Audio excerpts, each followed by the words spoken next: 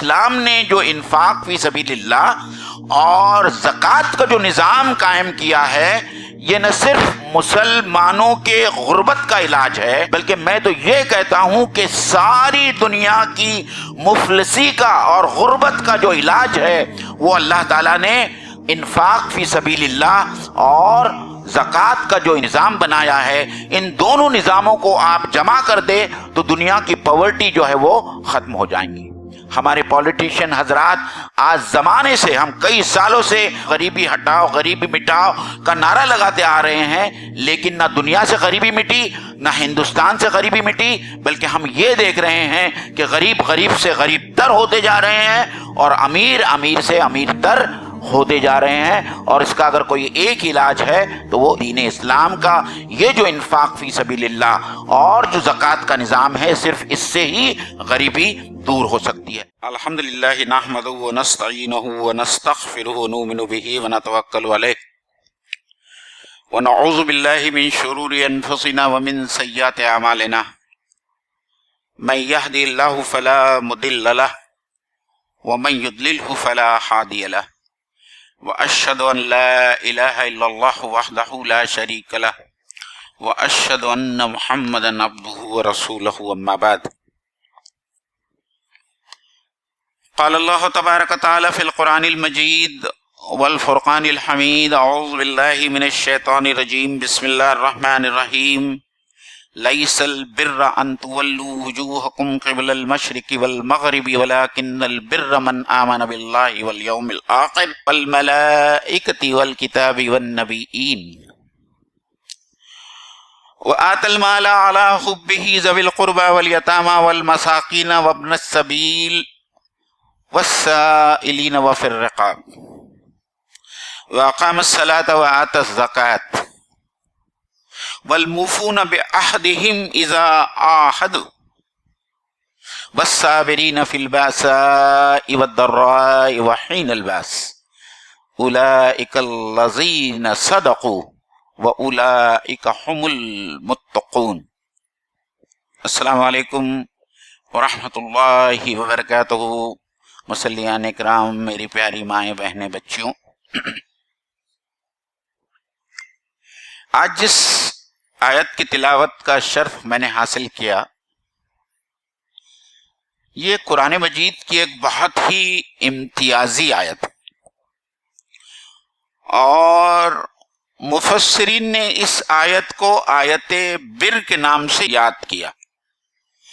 قرآن مجید میں ایسی امتیازی شان کی اور بہت ساری دوسری آیتیں ہیں جن میں سے کچھ ہم ان سے واقف ہیں، جیسے آیت الکرسی جو اللہ کی معرفت کا خزانہ ہے، جس کے اندر، اور قرآن مجید کی سب سے عظیم ترین آیت جس کو مانا گیا ہے آیت الکرسی ہے۔ اسی طریقے سے سورہ نور کی آیت نمبر 55 جس کو آیت استخلاف کہتے ہیں، جس میں اللہ تعالیٰ نے خلافت کا بیان کیا ہے۔ پھر ایک بڑا رکوع ہے جو عباد الرحمن کے نام سے مشہور ہے، سورہ فرقان کا آخری رکوع، جس میں اللہ تعالیٰ نے اپنے عزیز بندوں کی نمایاں صفات کو بیان کیا ہے۔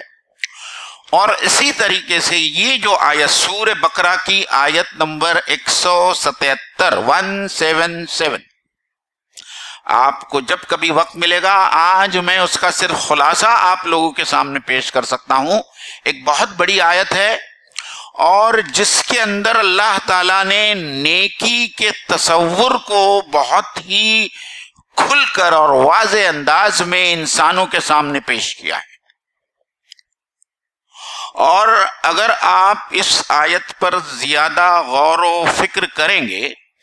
تو آپ کو پتہ چلے گا اور ایسا لگے گا کہ اللہ تعالیٰ نے ایک بہت اہم سورۃ العصر کے اندر جو بنیادی بات کہی ہے کامیابی کے لیے، اس سورۃ العصر کو پھیلا کر اس آیت کے اندر سمو دیا ہے۔ مطلب وہ چھوٹی چھوٹی باتیں یا اصولی باتیں جو سورۃ العصر میں اللہ تعالیٰ نے بیان کیا ہے نجات کے متعلق، کہ نجات کے لیے یہ 4 شرائط ہے، جس میں اللہ تعالیٰ نے کہا وَآمَنُوا وَعَمِلُوا الصَّالِحَاتِ وَتَوَاصَوْا بِالْحَقِّ وَتَوَاصَوْا بِالصَّبْرِ۔ ہم دیکھیں گے کہ ان چاروں اصطلاحات کو، یہ جو چار ٹرمز اللہ تعالیٰ نے استعمال کیا ہے، ایمان، عمل صالح، وتواصوا بالحق اور وتواصوا بالصبر کی تشریح اور تفسیر ہم کو اس آیت بر سے کس طریقے سے سمجھ میں آتی ہے، اور مفسرین کا جو اصول ہے قرآن مجید کی تشریح کا، کہ قرآن مجید کی بعض آیتیں قرآن مجید کی دوسری آیتوں کی تفسیر بیان کرتی ہے۔ کہیں اللہ تعالیٰ نے بہت ہی مختصر انداز میں کوئی اپنا حکم بتایا ہے، اور اسی حکم کی تشریح اور تفسیر اللہ تعالیٰ نے قرآن مجید میں دوسری جگہ پر بتائی ہے، اور اس کی بہت ہی خوبصورت مثال ہے جو ہم کو آیت بر میں نظر آتی ہے۔ تو سب سے پہلے بات تو یہ ہے کہ بر کے معنی کیا ہوتا ہے۔ آپ بہت سارے تفاسیر یا بہت ساری تراجم کو آپ دیکھیں گے تو عام طور پر بر کا مطلب یا مفہوم یہ لیا گیا ہے کہ نیکی، لیکن بر کا مفہوم جو ہے نیکی سے ادا نہیں ہو سکتا، اس کے ساتھ میں انصاف نہیں کیا جا سکتا، کیونکہ بر عربی زبان کے اندر ایک بہت ہی وسیع مفہوم ایک اصطلاح ہے، اور اس میں نیکی کے وہ تمام شکلیں آ جاتی ہے جس سے ہم نیکی مراد لیتے ہیں۔ اس میں ایمان، وفاداری، اطاعت، ایفائے حقوق، ایفائے عہد، فرما برداری، یہ تمام چیزیں، مطلب بعض مفسرین نے اس کو ایک انگلش ٹرم یعنی کمٹمنٹ، ایمان کا جو کمٹمنٹ ہے، ایمان کے جو تقاضے ہیں، وہ تمام ایمان کے کمٹمنٹ اور ایمان کے تقاضوں کو بر کے اندر جو ہے سمو دیا گیا ہے۔ یہ جو لفظ ہے عربی زبان کا بر، اس کے اندر اللہ تعالیٰ نے سمو دیا ہے۔ اور پھر اللہ تعالیٰ جو ہے آیت بر کے اندر جو بیان کرتا ہے، میں اس کا سب سے پہلے ایک ترجمہ آپ لوگوں کے سامنے پیش کرتا ہوں، اور پھر انشاءاللہ تعالیٰ اس کے بارے میں مزید باتیں آپ لوگوں کے سامنے رکھوں گا۔ تو اللہ تعالیٰ فرماتا ہے کہ لیس البر ان تولوا وجوہکم قبل المشرق والمغرب، نیکی یہ نہیں ہے کہ تم اپنا رخ عبادت کے لیے مشرق یا مغرب کی طرف پھیر لو۔ ایسا کیوں کہا؟ ہم اس کی شان نزول دیکھیں گے۔ پھر اللہ کیا کہتا ہے؟ وَلَكِنَّ الْبِرَّ، لیکن بر حقیقت میں نیکی، وفاداری، امانت داری، فرما برداری یہ ہے، کیا ہے؟ من آمن باللہ والیوم الآخر، کہ جو اللہ پر ایمان لائے، یوم آخرت پر ایمان لائے، والملائکتی اور فرشتوں پر ایمان لائے، والکتابی اور تمام کتابوں پر ایمان لائے، والنبیین اور اللہ کے بھیجے ہوئے انبیاء پر اور رسولوں پر ایمان لائے۔ اس کے بعد میں اللہ آگے تعالیٰ فرماتا ہے وَآتَ الْمَالَ عَلَىٰ حُبِّهِ ذَوِي الْقُرْبَىٰ وَالْيَتَامَىٰ وَالْمَسَاكِينَ وَابْنَ السَّبِيلِ وَالسَّائِلِينَ وَفِي الرِّقَابِ، اور جو محبت ہونے کے باوجود اپنے مال کو خرچ کرے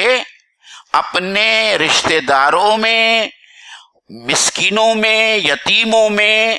اور پھر اس سے جا کے آگے اللہ تعالیٰ اور کہتا ہے کہ جو مانگنے والے ہیں اور جن کی گردنیں پھنسی ہوئی ہے، گردنوں کو چھڑانے میں۔ پھر اس کے بعد میں اللہ تعالیٰ کہتا ہے وَأَقَامَ الصَّلَاةَ وَآتَى الزَّكَاةَ، اور جو لوگ نماز پڑھیں اور زکوٰۃ دیں۔ میں توجہ اس طرف مبذول کرانا چاہتا ہوں کہ اللہ تعالیٰ نے یہاں ایمان کے بعد میں نماز کا ذکر بعد میں کیا، اور انفاق فی سبیل اللہ،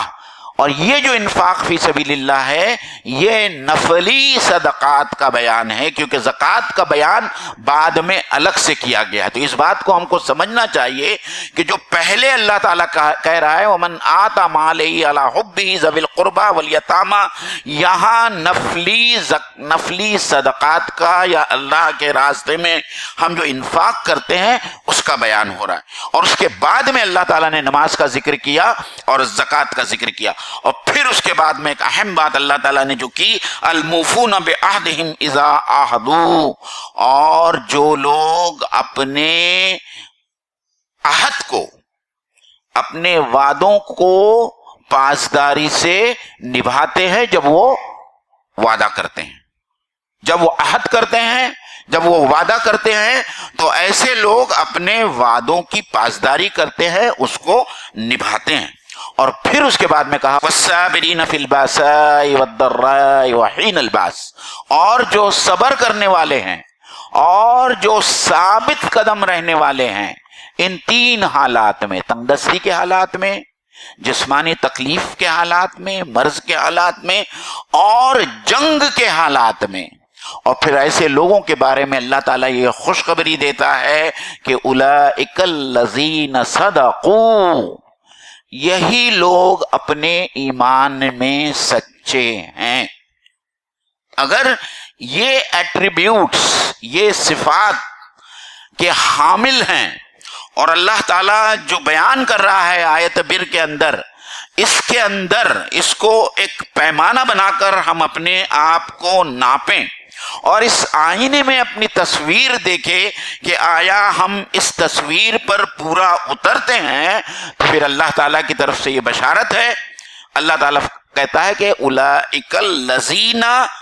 صدقوا، یہی وہ لوگ ہیں جو ایمان کے دعوے میں سچے ہیں، وَأُولَئِكَ هُمُ الْمُتَّقُونَ، اور یہی لوگ ہیں جو اللہ تعالیٰ سے ڈرنے والے ہیں۔ عزیزان کرام، دیکھیے میں بہت مختصراً جو ہے اس کی شان نزول میں بہت زیادہ باتیں آپ لوگوں کے سامنے نہیں کرنا چاہتا ہوں۔ جو لوگ سیرت کی کتابیں پڑھتے ہیں اور جو لوگ قرآن مجید کو سمجھ کر پڑھتے ہیں وہ جانتے ہیں اللہ کے رسول صلی اللہ علیہ وسلم جب مکے سے مدینہ ہجرت کر کے گئے ہیں، جب تک آپ مکے میں تھے تو اللہ کے رسول جو ہے، ظاہری بات ہے کہ کعبۃ اللہ جو ہے اس وقت موجود تھا اور اسی کی طرف رخ کر جو ہے نماز پڑھا کرتے تھے۔ اور جب مدینہ گئے تو شروع کے تقریباً 17 مہینے اللہ کے رسول صلی اللہ علیہ وسلم بیت المقدس کی طرف نماز پڑھتے تھے، اس کی طرف رخ کر کے، لیکن دل میں یہی بات تھی کہ کسی طریقے سے ہمارا قبلہ جو ہے بدل جائے۔ اور پھر سیقل کے اندر وہ پوری آیتیں ہیں کہ اللہ تعالیٰ نے کہا کہ میں نے آپ کا دیکھا چہرہ رخ بار بار آسمان کی طرف کر کے، اور یہ جو آپ کی دل کی چاہت تھی تو اللہ تعالیٰ نے یہ حکم دیا کہ آج سے جو ہے کعبۃ اللہ کی طرف، مکے کی طرف، کعبۃ اللہ کی طرف رخ کر کے نماز پڑھی جائے۔ اس کو شرعی اصطلاح میں تحویل قبلہ کہتے ہیں کہ مسلمانوں کے قبلے کو چینج کر دیا گیا مدینے میں۔ حالانکہ مکے میں قبلہ اول تو کعبۃ اللہ کی عمارت تھی، لیکن مدینے میں آ کر جب بیت المقدس کی طرف رخ کر کے نماز پڑھی جا رہی تھی، وہاں جو ہے حکم آیا ہے تحویل قبلہ کا، اور نماز کے دوران آیا ہے۔ اور نماز کے دوران اللہ کے رسول اور صحابہ اکرام نے اپنے رخ کو 180 ڈگری سے پھیر لیا اور اپنا رخ کعبۃ اللہ کی طرف کیا۔ تو اس کے اوپر یہود نے بہت سارے اعتراضات کیے کہ تم تو ابھی تک بیت المقدس کی طرف نماز پڑھ رہے تھے اور یہ سمجھتے تھے کہ وہ بیت المقدس جو ہے ان کی کوئی ذاتی پراپرٹی ہے، اور وہ لوگ خوش تھے کہ مسلمان بھی جو ہے بیت المقدس کی طرف جو ہے رخ کر کے نماز پڑھ رہے ہیں۔ اور جب یہ تحویل قبلہ کا حکم آیا تو وہ کہنے لگے کہ تم تو اپنا قبلہ تبدیل کر رہے ہو، اور پھر یہ بھی کہنے لگے کہ اس سے پہلے کی جو نمازیں پڑھی اس کے بارے میں کیا ہو گیا۔ یہ کہہ کر مسلمانوں کو وہ طنز کیا کرتے تھے۔ اس پر اللہ تعالیٰ نے یہ آیت نازل کیا کہ لیس البر ان تولوا وجوہکم قبل المشرق والمغرب، کہ نیکی یہ نہیں ہے کہ تم اپنا رخ نماز کے لیے مشرق کی طرف کرتے ہو یا مغرب کی طرف کرتے ہو۔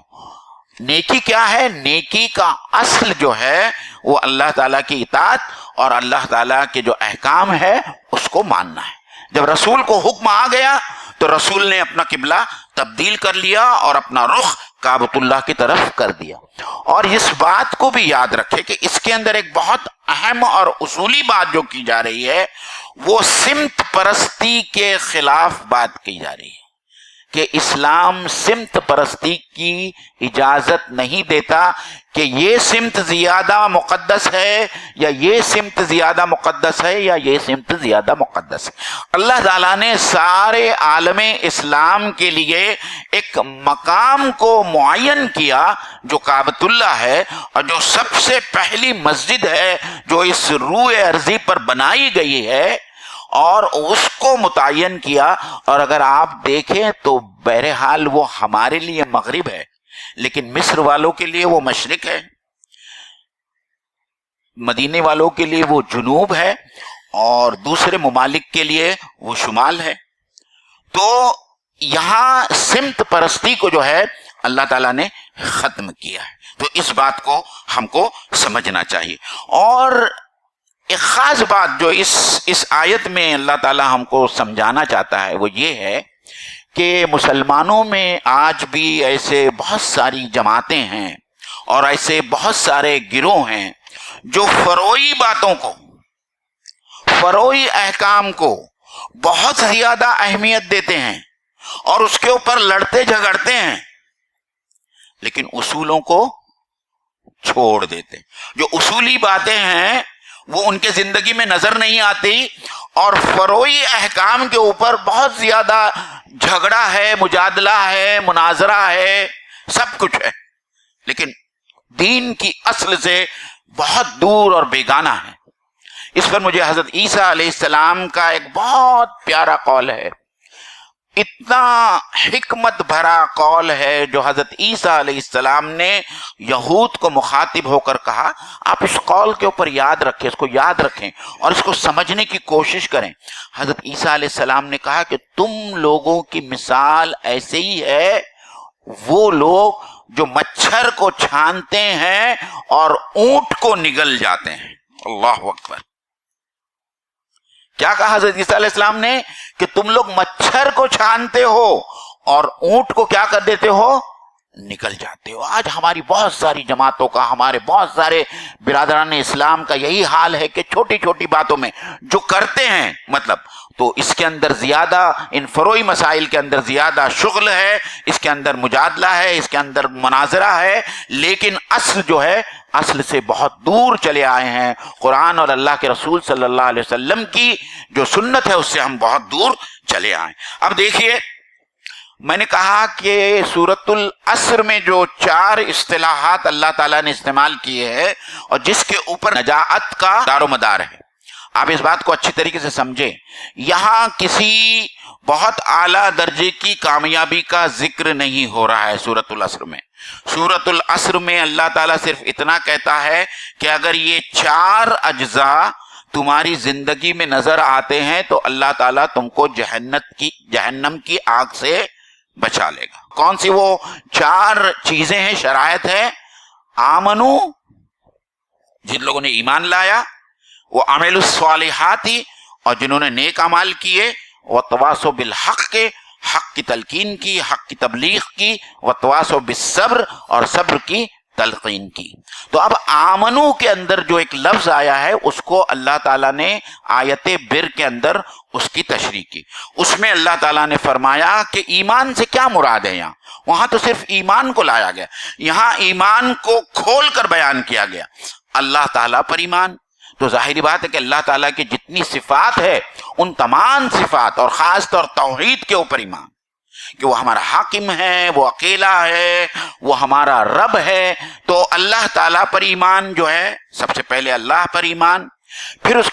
کے بعد میں اللہ تعالیٰ نے جو ترتیب بیان کی ہے ایمانی اجزاء کے، اس کے اندر حکمت ہے۔ اس کے بعد اللہ نے یوم الآخر، آخرت کے اوپر ایمان، یہ سب سے ایمان کا دوسرا بہت امپورٹنٹ جز ہے۔ جب تک ہم آخرت کے اس تصور پر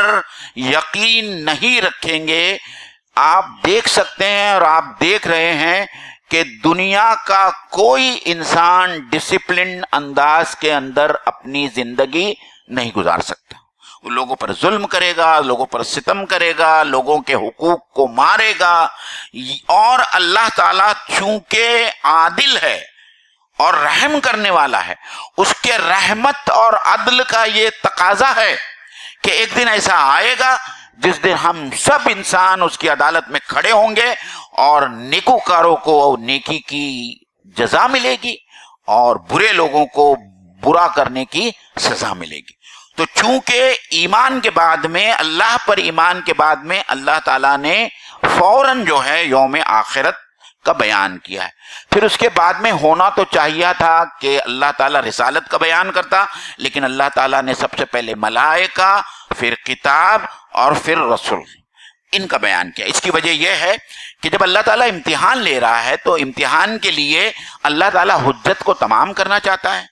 کہ میں نے اپنے امتحان کی حجت تمام کر دی۔ اس کے لیے اللہ تعالیٰ نے سب سے پہلے فرشتوں کا بیان کیا، جن فرشتوں کے ذریعے اللہ تعالیٰ اپنے خاص طور پر حضرت جبرائیل کے ذریعے کتابوں کو بھیجتا رہا ہے، اور یہ کتابت کس پہ آئی ہے؟ نبیوں پر نازل ہوئی۔ تو اس طریقے سے ایمان کے 4 اجزائے ترکیبی کا اللہ تعالیٰ نے ایمان کی اس اصطلاح کو کھول کر جو ہے آیت بیر میں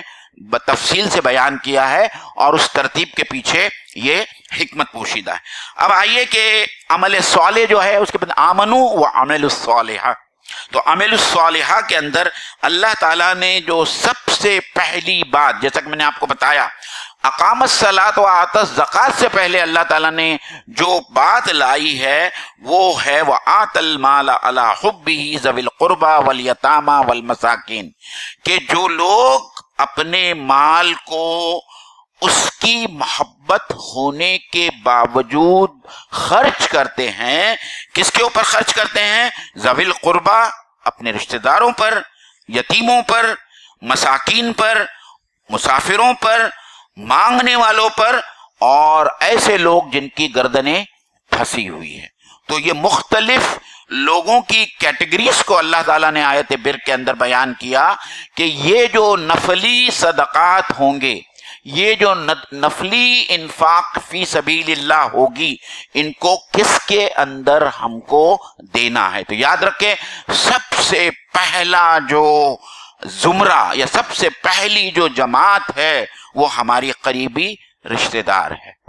زکوٰۃ کے معاملے میں بھی آپ یاد رکھیے کہ زکوٰۃ کے معاملے میں بھی اگر آپ کا اپنا رشتہ دار زیادہ محتاج ہے، فقیر کے زمرے میں آتا ہے یا مسکین کے زمرے میں آتا ہے، تو وہ تو دوہرا جو ہے مستحق ہو جاتا ہے آپ کی زکوٰۃ کا،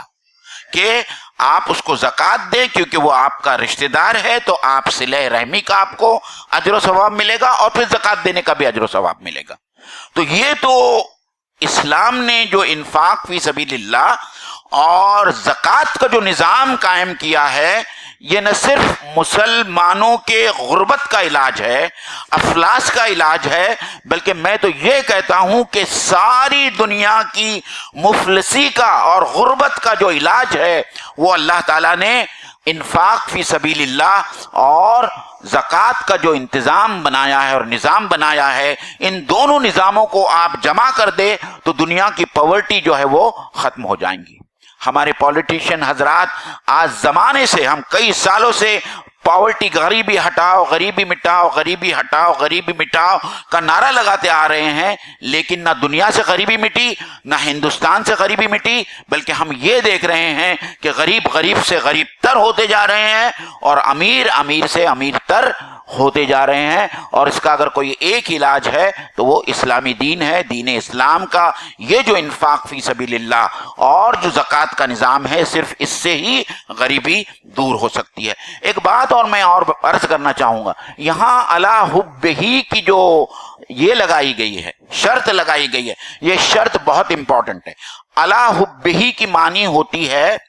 کہ اس سے محبت ہونے کے باوجود یا اس سے محبت ہونے کی وجہ سے۔ اب سوال یہ آتا ہے کہ کس سے محبت؟ تو مفسرین نے یہ کہا ہے کہ یہ جو مال ہے اس کی محبت ہر انسان کو ہوتی ہے۔ دنیا میں ایسا کوئی نہیں ہے جس کو مال سے محبت نہ ہو۔ تو مال کی محبت ہونے کے باوجود جو انسان اس بہت ہی پیارے مال کو اللہ کی رضا کے خاطر دوسرے لوگوں پر خرچ کرتا ہے، اس مال کا بیان ہو رہا ہے۔ ہم نے چوتھا پارہ ہم جب شروع کرتے ہیں تو کیا پڑھتے ہیں؟ لن تنالوا البر حتی تنفقوا مما تحبون،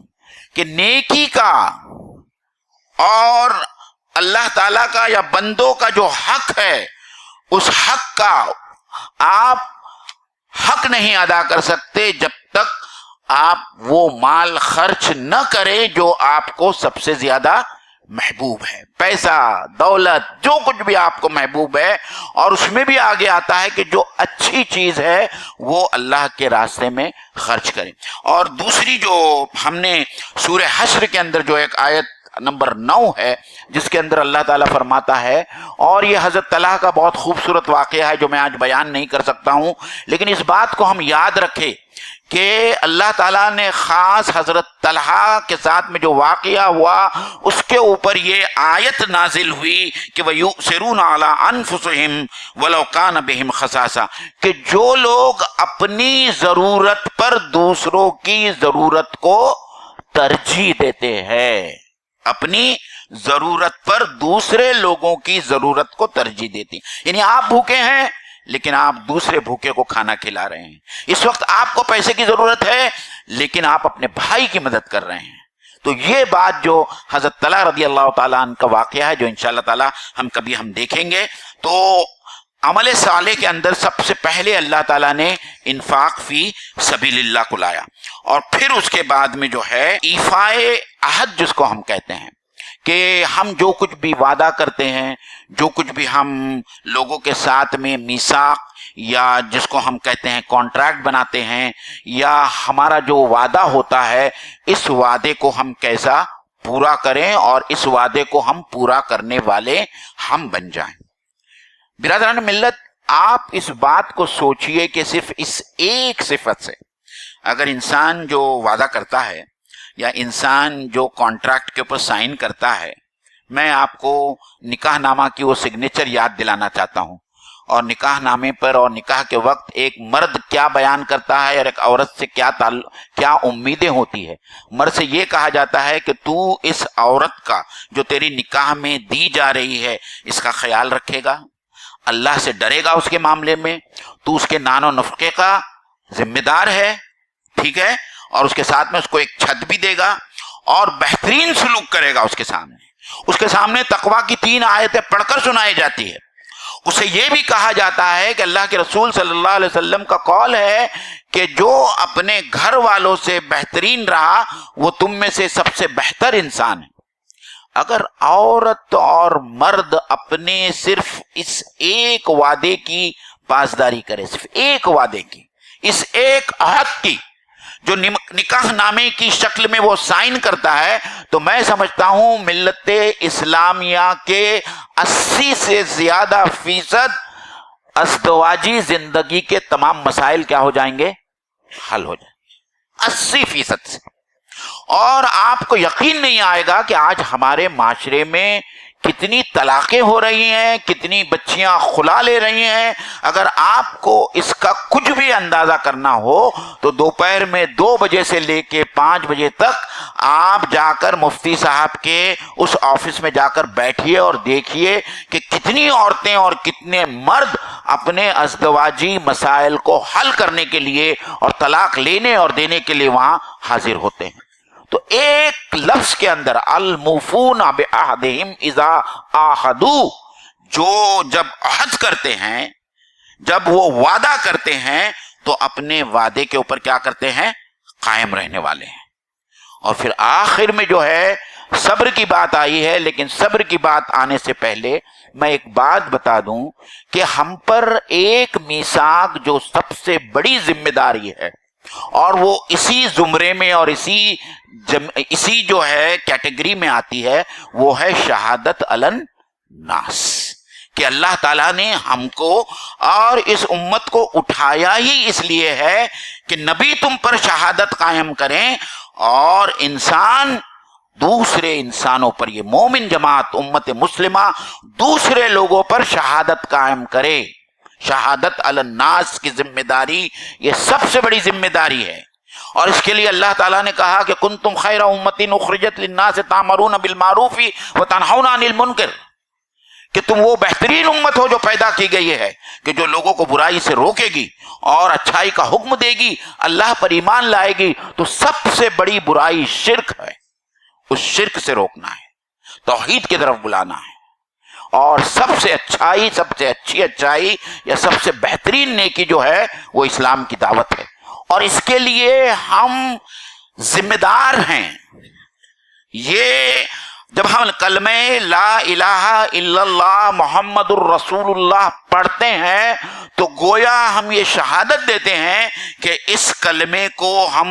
اس کے اوپر نہ صرف پوری طریقے سے عمل کریں گے بلکہ اس کلمے کو ہم دوسرے لوگوں تک پہنچائیں گے۔ صحیح ہے؟ بلغوا انی ولو آیت، میری طرف سے پہنچاؤ چاہے وہ ایک ہی آیت کیوں نہ ہو۔ اللہ تعالیٰ نے کوئی سرٹیفکیٹ آپ سے نہیں مانگا، اللہ کے رسول نے، کہ تمہارے کو کسی مدرسے میں جا کے عالم بننا ہے اور سند لانا ہے تبھی جا کر جو ہے تم دعوت کا کام کر سکتے ہو۔ جو لوگ یہ بات کرتے ہیں، میں کہتا ہوں میرے نبی نے مجھ کو اجازت دی اور میرے نبی نے مجھ کو یہ سرٹیفکیٹ دیا ہے۔ کیا سرٹیفکیٹ دیا؟ بلغوا انی ولو آیا، اے میرے امتی میری طرف سے تو پہنچا چاہے وہ ایک ہی آیت کیوں نہ ہو۔ اگر تے کو ایک آیت معلوم ہے، اس کا مفہوم معلوم ہے، تو ان لوگوں تک پہنچا جن کو یہ آیت معلوم نہیں ہے۔ سمجھ میں آیا؟ اور جب آپ شہادت علی الناس کا کام کریں گے، حق کو یا کلمہ اعلائے حق کو آپ بلند کرنے کی کوشش کریں گے تو آپ کے ساتھ میں وہ سب ہوگا جو ابھی تک نہیں ہو رہا ہے ہم پہ۔ وہ تو اللہ کے رسول اور ان صحابہ پہ وہ سب ہوا کہ وہ ستائے گئے، زلزلوا، ہلائے گئے، یہاں تک کہ وہ کہہ اٹھے اللہ اپنے رسول سے کہ اے اللہ کے رسول، اللہ کی مدد کب آئے گی؟ تو جب ہم شہادت علی الناس اور دعوت کا کام کریں گے تو ظاہری بات ہے کہ دنیا ہمارے پیچھے پڑ جائے گی، کیونکہ ان کے مفادات کے اوپر کیا پڑنے والی ہے؟ ضرب پڑنے والی ہے۔ ان کے برائی کے جتنے یہ دکانیں چل رہی ہیں، جو انڈسٹریز چل رہی ہیں، یہ سب ختم ہو جائیں گے۔ سودی کاروبار ختم ہو جائے گا، شراب کا کاروبار ختم ہو جائے گا، پروسٹیوشن ختم ہو جائے گا، اور جوا بازی ختم ہو جائے گی، تمام چیزیں ختم ہو جائے گی۔ تو ظاہری بات ہے کہ جب آپ اس کی بات کریں گے، اللہ کے احکام کو اللہ کی زمین پر نافذ کرنے کی بات کریں گے، جس کا مطلب ہی ہوتا ہے اقامت دین، جو میں نے اپنے پچھلے خطبے میں آپ کے سامنے رکھا تھا، تو ظاہری بات ہے کہ آپ کے خلاف لوگ اٹھ کھڑے ہوں گے۔ ایسی حالت میں پھر اللہ تعالیٰ کہتا ہے کہ والصابرین فی الباساء والضراء وحین الباس، ایسے حالت میں جب فقر اور فاقہ، تنگ دستی، جب لوگ تم کو ستائیں گے، جب تم بیماری کے حالت میں ہو یا تم حالت جنگ میں ہو، اس وقت ایمان کے اوپر ثابت قدم رہنا، یہ صابرین کا کام ہے۔ اور اگر ایسا ہوگا تو پھر اللہ تعالیٰ سرٹیفکیٹ دیتا ہے اولئک الذین صدقوا، یہی لوگ ہیں جو اپنے ایمان کے دعوے میں کیا ہے؟ سچے ہیں۔ اور آج وہ سچے لوگ ہم کو ایک چھوٹے سے ٹکڑے میں نظر آ رہے ہیں، چھوٹا سا ٹکڑا، غزہ کے اندر بھوکے ہیں، پیاسے ہیں، پانی نہیں مل رہا ہے، انٹرنیٹ کاٹ دیا گیا ہے، اسکولوں کو تباہ کر دیا گیا ہے، اسپتال کو تباہ کر دیا گیا ہے، اسلحہ نہیں ہے، لیکن اپنے جانوں کی قربانیاں دے رہے ہیں، اپنے جانوں کی قربانیاں دے رہے ہیں۔ آج سب سے زیادہ بربریت پسند اور سب سے زیادہ ظالم حکمران اس چھوٹے سے جماعت کے سامنے اپنے گھٹنے ٹیکنے کے لیے مجبور ہو گیا ہے۔ یہ وہ لوگ ہیں جس کے بارے میں اللہ تعالیٰ نے کہا کہ یہ وہ لوگ ہیں جو اپنے ایمان کے دعوے میں کیا ہے؟ سچے ہیں۔ وَأُولَٰئِكَ هُمُ الْمُتَّقُونَ، اور وہی لوگ ہیں جو اللہ تعالیٰ سے ڈرنے والے ہیں۔ اللہ تعالیٰ سے دعا ہے کہ اللہ تعالیٰ ہم سب کو اس آیت بر کو، آپ گھر پر جا کے پڑھیے اس آیت بر کو، 177 نمبر کی آیت ہے سورہ بقرہ کی، اور اس کی پوری تفسیر پڑھ لیجئے۔ آپ کو نیکی کا ایک بہت ہی خوبصورت جو ہے سیناریو اور نیکی کا ایک خوبصورت تصور آپ کی آنکھوں کے سامنے آ جائے گا۔ وآخر دعوانا ان الحمدللہ رب العالمین۔ السلام علیکم ورحمۃ اللہ وبرکاتہ۔